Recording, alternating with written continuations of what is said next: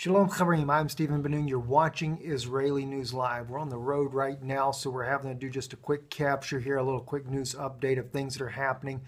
I will be preparing, even though we are on the road, tomorrow for a more in-depth look on news prophetically as things is going on. As you guys well know, all over the world, things are just in a major uproar. Today, we found out that Saudi Arabia has bombed the Iranian embassy in Yemen. Of course, the Saudis are claiming that they're not even aware that they did it, but they did admit that they were doing a major bombing raid in Yemen today. According to the Iranian officials, their embassy was destroyed by a bomb. Two of the guards there were injured in the attack.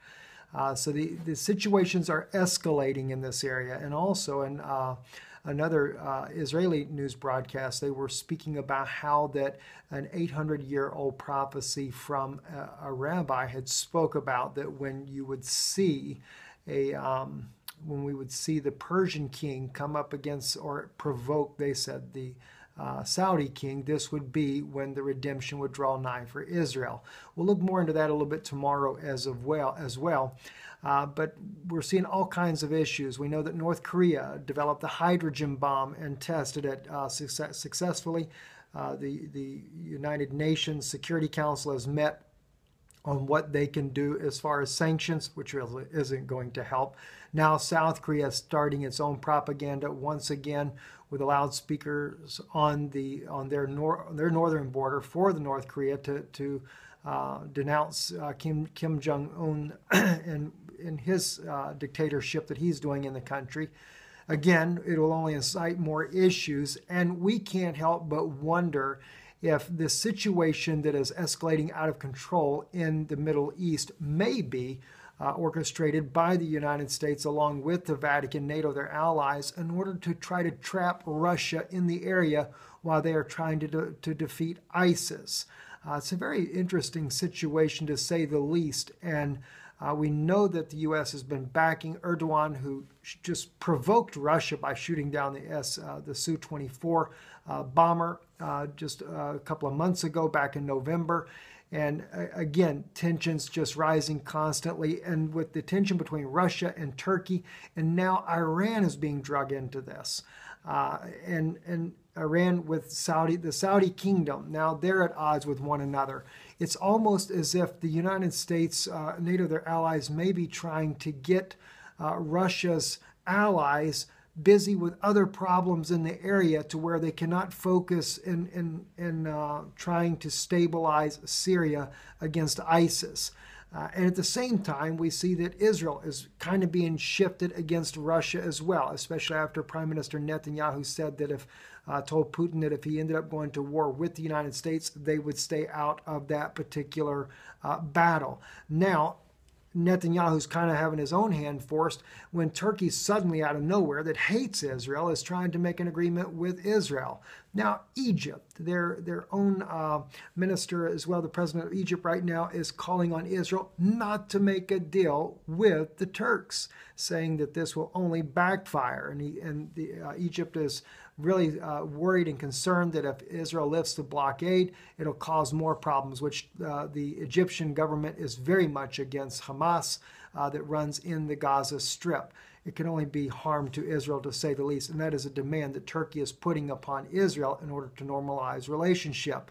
But Israel must remember, Turkey just said, Erdogan himself, they said, we are really not here for the Israelis, we're here for the Palestinians. And of course, Mahmoud Abbas is threatening to let his own government collapse so that Israel would have to take over security in both regions, both the West Bank and Israel itself.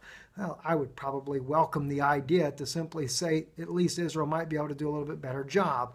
But this little video that I'm about to share with you here is a very concerning video, to say the least.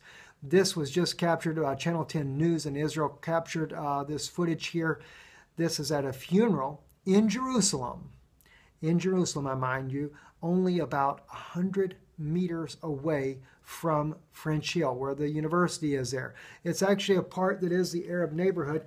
Hundreds, if not more than 1,000 protesters massed, marching in the funeral here of one of their own terrorists that had been slain, carrying machetes, knives, automatic rifles, firing them into the air. And I wanted you to be able to hear this and to see this for yourself, a little bit about what's going on right here.